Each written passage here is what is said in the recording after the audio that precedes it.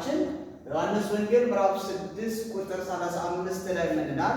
እኔ የሕይወት እንጀራ ነኝ፣ እኔን የሚበላ ቢኖር ለዘላለም አይራብም፣ የሚጠጣም ለዘላለም አይጠማም ያለበት ክፍል ነው። ስለዚህ አንድ ሰው መንፈሱ ባዶነት ተሰምቶ ይሄ የመኖር ተስፋው ተሟጦ ለምን ተፈጠሩ የሚል ሰው ከኢየሱስ ክርስቶስ ጋር የሚኖር ሰው ከሆነ ከባዶነት ወዴት ይመጣል? ወደ ሙላት ይመጣል፣ ወደ ሳቲስፋክሽን ይመጣል፣ ወደ ደስታ ይመጣል። አንዳንድ ሰዎች በምድር ላይ ያለውን በመሰብሰብ ሳቲስፋክሽን የሚያገኙ ይመስላሉ፣ ግን የለም። ሀብት ተሰብስቦ እርካታ የሚያገኙ ይመስላሉ፣ ግን የለም። ስለዚህ በምድር ላይ ሰው ባዶነት ይሄ የሰው ቫኪዩም የሚሞላው መቼ ነው? ክርስቶስ በዛ ሰውዬ ውስጥ የሞላ ቀን ብቻ ነው፣ የገባ ቀን ብቻ ነው። ከዛ ውጭ ሁልጊዜ ኢዝ ኢምቲ፣ ሁልጊዜ ባዶነት ይሰማዋል፣ ተስፋ መቁረጥ ይሰማዋል። ይሄ የመኖር ተስፋው እየደረቀ ይሄዳል። ግን ከክርስቶስ ጋር አንድ ሰው ሲሆን ባዶነቱ ወደ ሙላት ይቀየራል ማለት ነው። ሌላው ሁለተኛው ጭንቀት። በምድር ላይ የሰው ልጅ በተለያየ ነገር ይጨነቃል። ዮሐንስ ወንጌል ምዕራፍ 14 ቁጥር 27 ላይ ኢየሱስ አንድ ቃል ተናግሯል። ምንድን ነው ያለው? ሰላምን እተውላችኋለሁ፣ ሰላምን እሰጣችኋለሁ። እኔ የሚሰጠው ሰላም ዓለም እንደሚሰጠው ሰላም አይደለም። ስለዚህ ገንዘብ ሰብስቦ ሰው አርፋለሁ ብሎ ይሰበስባል፣ ግን ያገኘ ቀን አሁንም ባዶነት ይሰማዋል። በሚሊዮን ቤት አግኝቶ በቢሊዮን ቤት ለማግኘት አሁንም ይጨነቃል። እብን ያገኘውን ንብረት ለማስተዳደር ሌላ ጭንቀት ይፈጥርበታል። ስለዚህ ሰላምን የሚያገኘው ሰው ከክርስቶስ ጋር በሚሆንበት ጊዜ ነው። ከክርስቶስ ጋር ካልሆነ ውስጡ ሰላም የለውም። አፉ እንዲያለኝ ይል ይችላል፣ ውስጡ ግን ጭንቀታም ነው። ሌላው ያለ መደሰት ስሜት ወዴት ይቀየራል? ወደ ደስታ ይቀየራል። ኢየሱስ ምን አለ? በዮሐንስ 15 ቁጥር 11 ላይ ደስታችሁ ሙሉ እንዲሆን ለምኑ። ደስታችሁ ሙሉ እንዲሆን ለምኑ። ስለዚህ አንድ ሰው በእግዚአብሔር ፊት መጥቶ ጌታን ከጠየቀ በኋላ ደስታው ወደ ሙላት ይቀየራል። በቃ ሙሉ ይሆናል ደስታው እና ደስታችሁ ሙሉ እንዲሆን፣ ጎደሎ እንዲሆን፣ ደስታችሁ ሙሉ እንዲሆን ማናቸውንም ነገር ጠይቁ፣ አብ ያደርግላችኋል። ሌላው ኃይል አልባነት ወዴት ይቀየራል? ወደ ኃይል ይቀየራል። ፊልጵስዩስ ምዕራፍ 4 ቁጥር 13 ላይ ምን ይላል? ኃይልን በሚሰጠኝ በክርስቶስ ሁሉን ይችላል። ስደት ነበረ፣ ረሃብ ነበረ፣ ርዛት ነበረ፣ ማጣት ነበረ፣ አዎ ነበረ። በዛ ሁሉ የሮም መንግስት ሲያሰቃይ ከነበረበት ከዚያ መከራ ውስጥ ጳውሎስ ምን አለ? በእምነት እኔ ኃይልን በሚሰጠኝ በክርስቶስ እነዚህን የሮም መንግስት በእኔ ላይ የሚያመጣውን ነገር ሁሉ እችለዋለሁ። ጌታ ጸጋን ይሰጠኛል፣ እችለዋለሁ። ስለዚህ በእኛ ላይ እየመጡ ያሉ በአት መከራዎች አሉ። ከሰው የሚመጣ መከራ አለ፣ ከመንፈሳዊ ዓለም የሚመጣ ቻለንጅ አለ፣ ጥቃቶች አሉ። አሁን ሊኖሩ ይችላሉ። ግን ኃይልን በሚሰጠን በክርስቶስ ሁሉን እንችላለን። አሁን በ21ኛ ክፍለ ዘመን መከራ አለ። አዎ አለ። ምናዊ መከራ የማይታይ ግን አደገኛ ሳይኮሎጂካል መከራዎች አሉ፣ ቻሌንጆች አሉ። ከመንፈሳዊ ነገር የሚያሽሹ የሚያሮጡ ከክርስቶስ ለማራቅ የሚሞከሩ ብዙ ነገሮች አሉ። ግን ኃይልን በሚሰጠን በክርስቶስ አንደኛ ክፍለ ዘመን ላይ የነበሩ ክርስቲያኖች የተቋቋሙት ነገር ካለ 21ኛ ክፍለ ዘመን ላይ የምንቋቋሙ ነገር አለ። በማን ኃይልን በሚሰጠን በክርስቶስ። በእኛ አይደለም፣ በዘመድ በጓደኛ አይደለም፣ በገንዘብ አይደለም፣ በሳይንስም አይደለም። ኃይልን በሚሰጠን በክርስቶስ ግን ምንን እንችላለን? ሁሉ። በዚህ ዘመን ያለ ቻሌንጆች አሉ፣ አዎ አሉ። እነዛን ነገሮች ግን ኃይልን በሚሰጠን በክርስቶስ ቻርጅ ተደርገን ከጌታ ቻርጅ እናደርጋለን፣ ኃይል እንቀበላለን፣ አቅም እንጨምራለን፣ ደን እንችለዋለን፣ እንቋቋመዋለን፣ እናልፈዋለን። ስለዚህ ኃይልን ያጣ ሰው ወደ ክርስቶስ ሲመጣ ከክርስቶስ ጋር ሲኖር ኃያል ይሆናል፣ ብርቱ ይሆናል። እንደ ሳምሶን። ጥሩ። ውድቀታችን ወደ ይቀየራል፣ ወደ እምነት ይቀየራል። ማለት ማርቆስ ምዕራፍ 9 ላይ አንድ የአዙሪት ወይም ኤፕሌፕቲክ ዲዚዝ የሚይዘው ልጅ ነበርና ስፈልግ እሳት ላይ ይጥለዋል፣ ስፈልግ ውሃ ውስጥ ይጥለዋል፣ ስፈልግ ድንጋይ ላይ ይጥለዋል። ምኑ ነው? መንፈሱ ነው እንደዛ የሚያደርገው። ከዛ ይሄ የሚጥለው ልጅ አባት ወደ ኢየሱስ መጣና እባክህ ለደቀ መዛሙርት ነግሬያቸው አልቻሉም፣ እባክህ ማርልኛል። ከዛ ኢየሱስ እንደዚህ አለ፣ እባክህ ምቻልህ ከሆነ ስላለ ምቻልህ ከሆነ ነው ያልከው አለ።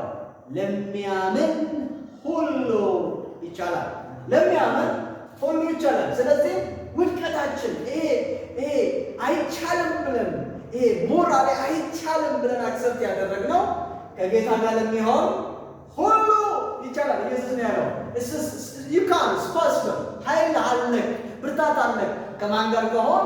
ከጌታ ጋር ከሆን። ስለዚህ ውድቀት አለ ወይ? ድካም አለ ወይ? ትናንትና የሆነ ቦታ አልናን የሚከስ ውድቀት አለ ወይ? ኦኬ፣ ያንን ቦታ እያሰብክ እዛ እንድተኛ አይደለም እግዚአብሔር የሚፈልገው። ለሚያምን ሁሉ ይቻላል። መነሳት ይቻላል፣ መራመድ ይቻላል፣ ወደፊት መሄድ ይቻላል፣ እንደገና ኃይል ማግኘት ይቻላል። ስለዚህ አንድ ከጌታ ጋር ከክርስቶስ ጋር አብሮ የሚኖር ክርስቶስ በውስጡ የሚኖር ሰው ምልክቱ ምንድን ነው ካለ ባዶነቱ በሙላት ይቀየራል፣ ጭንቀቱ ወደ ደስታ ይቀየራል፣ ያለመደሰት ስሜት ካለው ወደ ደስታ ይቀየራል።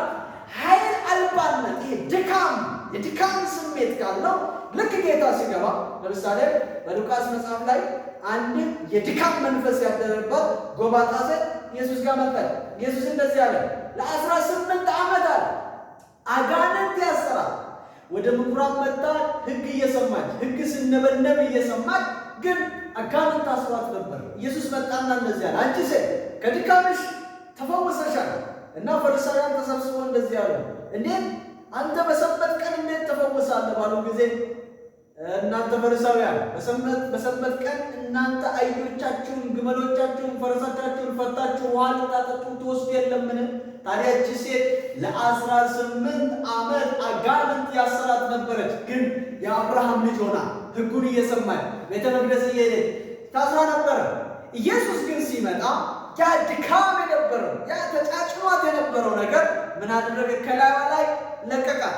ስለዚህ አንዳንድ ጊዜ የሚጫጫን ነገር ህሊናችን ላይ የሚከብ አይምሯችን ላይ የሚከብ መንፈስ ነፍሳችን ላይ የሚከብዱ ነገሮች ሲመጡ ከጌታ ጋር ይቻላል። ስለዚህ ከኢየሱስ ጋር የሚኖር ሰው የትኛውንም ኃይል አልባነት ጥሶ ማለፍ ይችላል። ከማን የተነሳ?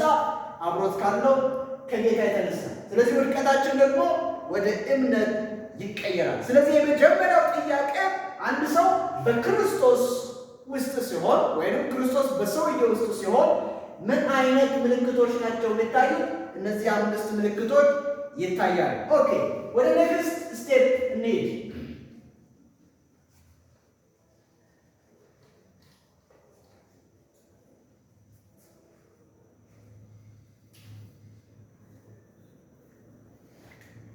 ኦኬ፣ ሁለተኛ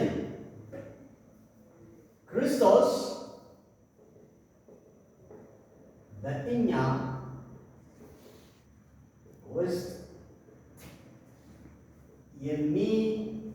የሚኖርበትንና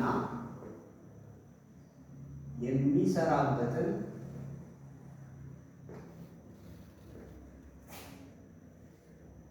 እንዴት መለማመድ እንችላለን? ኦኬ፣ እንዴት ነው የምንለማመደው? በሕይወታችን አፕሊኬሽን ክርስቶስ በእኛ ውስጥ የሚኖርበትን መኖር ብቻ አይደለም፣ በእኛ ውስጥ ሆኖ በእኛ ምላስ፣ በእኛ እጅ፣ በእኛ እግር ተጠቅሞ የሚሰራበትን እንዴት እንለማመድ? how can we practice? እንዴት ነው ፕራክቲስ ማድረግ የምንችለው? የመጀመሪያው አንደኛ ክርስቶስን እንደ ጌታ አለቃ አድርጎ መቀበል። ዮሐንስ ወንጌል 1:12 ሁለተኛ ሁለተኛ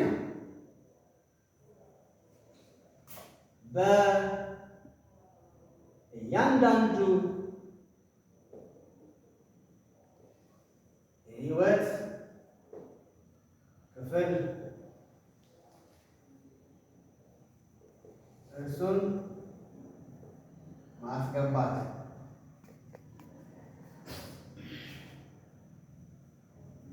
እዚህኛው ዮሐንስ 15:7 ሶስተኛ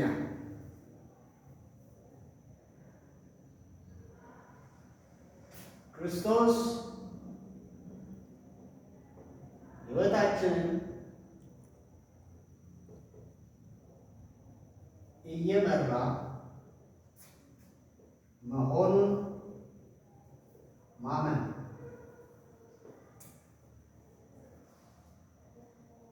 ዮሐንስ 14:21 እንዲሁም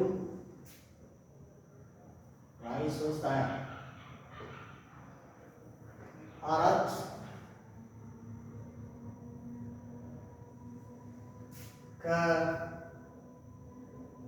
ከክርስቶስ ጋር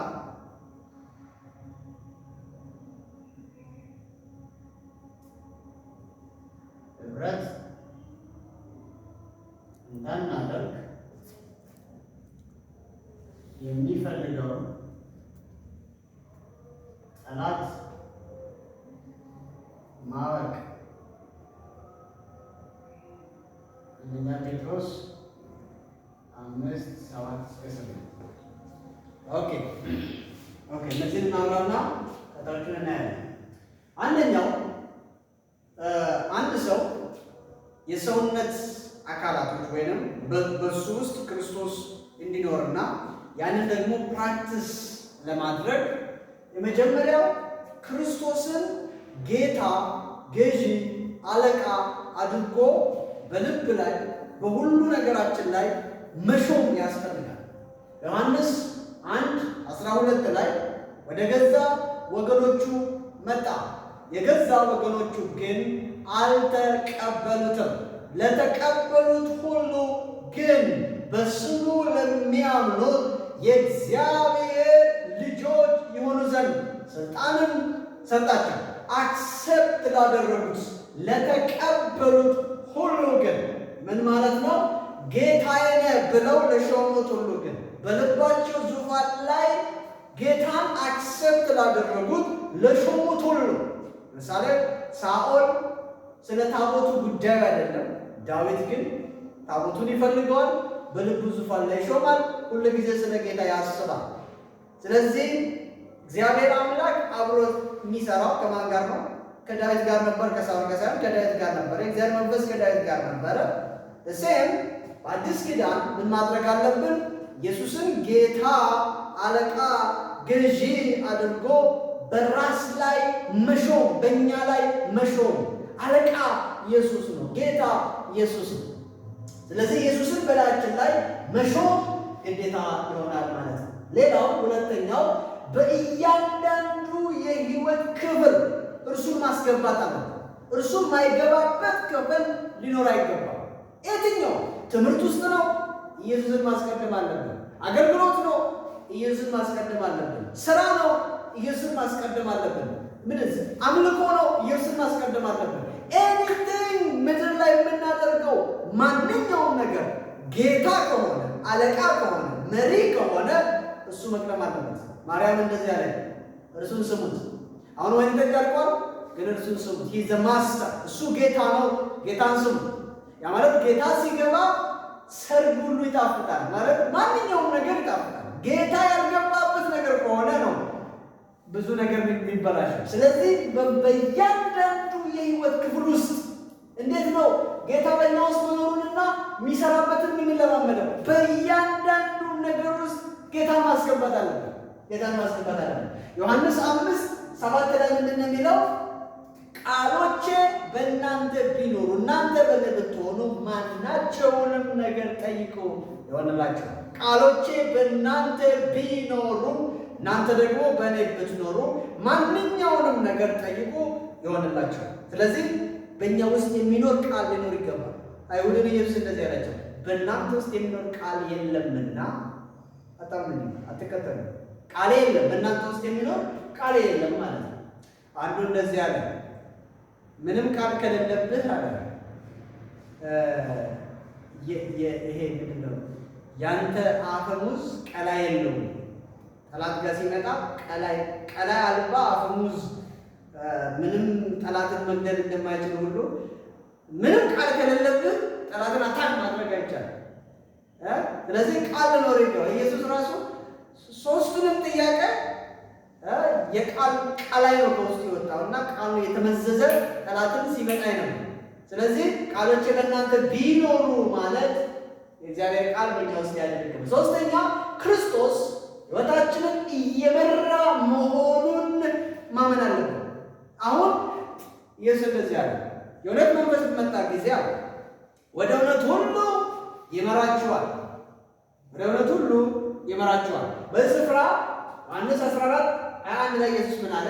የሚወደኝን እኔ እወደዋለሁ፣ አባቴም ይወደዋል፣ ወደ እርሱ እንመጣለን፣ በእርሱም ውስጥ መኖሪያ አድርገን እንኖራለን። ከዛ እንደዚህ አለ፣ ራሴንም እገልጥለታለሁ። ስለዚህ ለማን ነው ኢየሱስ ራሱን የሚገልጠው? ቃሉን ወደሚወድ ሕይወቱን ለእርሱ ወደሚሰጥ ከእሱ ጋር አብሮ ኢየሱስ ማንነቱን እየገለጠ ይመራዋል ማለት ነው። ይመራዋል። ስለዚህ ክርስቶስ ሕይወታችንን እየመራ መሆኑን ማመን አለብን። መንግሥተ ሰማይ እንደርሳለን ብለን ሲኦል አንደርስም ማለት ነው። አስተማማኝ ነው። መሪው አስተማማኝ ነው። መሪው አስተማማኝ ነው። መርካቶ ሄዳለሁ ብዬ አጅብ አልሄድም ማለት ነው። መርካቶ ሄዳለሁ ብዬ ቲሻይል አልሄድም እንደማለት ነው። መንፈሳዊ ዓለም መሪ ከሌለ እውር የሚመራ ተያይዘው ገደል ነው። ስለዚህ እውርን እንዳይመራ እግዚአብሔር ነው ቤተክርስቲያንን መምራት ያለ።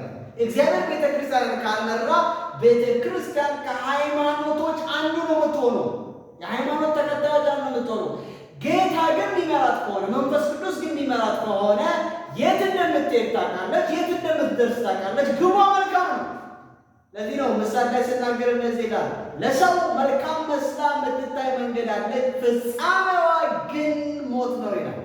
ፍጻሜዋ አንድ ሰው ገደል እየሄደ መሆኑን ካላወቀ ኢዝን ደንጀር። ስለዚህ መሪው እኛን የያዘን እጃችንን የያዘው እየመራ ያለው ነገን የያዘ ጌታ ስለሆነ ነገን የሚቆጣጠር ጌታ ስለሆነ እምነታችን መጣል ያለብን he is leading me እርሱ እየመራኝ ነው ብለን ማመን አለብን። ምሳሌ ላይ እንደዚህ ይላል፣ በመንገድ ሁሉ እርሱን እወቅ፣ በራስህ ማስተዋል ጠቢብ ነኝ አትበል። በመንገድ ሁሉ እርሱን እወቅ፣ መንገድህን ለእግዚአብሔር አደራ ስጥ፣ እርሱም ይመራሃል። ብዙ ጊዜ እኛ የምንቸገረው እኔ እመራዋለሁ ብለን መሪውን ስንይዝ ነው ችግር ውስጥ የምንገባው። እኔ ተምሬያለሁ እንደዚህ አድርጌያለሁ ብለን መሪውን እኛ ስንይዝ አደጋ ውስጥ እንወድቃለን። መሪውን ግን ለጌታ ብንሰጥ እኛ ተሳፋሪ እንሁን፣ እርሱ መሪ ይሁን። ዘን እግዚአብሔር ወደምንፈልገው ግብ በትክክል ያደርሰናል ማለት ነው። አራተኛ ከክርስቶስ ጋር ህብረት እንዳናደርግ የሚፈልገውን አካል ጠላታችንን ማወቅ አለብን። ለዚህ ነው አንደኛ ጴጥሮስ ምዕራፍ 5:7-8 ላይ ምን ይላል? ንቁ፣ ባላጋራችሁ ዲያብሎስ የሚውጠውን ፈልጎ እንደሚያገሳ አንበሳ ይዞራል። ህብረት እንድናደርግ አይፈልግም። ከጌታ ጋር እንጆይ እንድናደርግ አይፈልግም። ከአባት ጋር እንጆይ እንድናደርግ አይፈልግም። ሁለንተናችንን ለእግዚአብሔር ክብር እንድናውል አይፈልግም። ስለዚህ እሱን ለይተን ማወቅ አለብን እና እሱ አቢዩዝ እንድናደርግ ስለሚፈልግ አብኖርማሊ ዩዝ እንድናደርግ ስለሚፈልግ እሱን መንቃት አለብን ማለት ነው። ኦኬ፣ አምስተኛ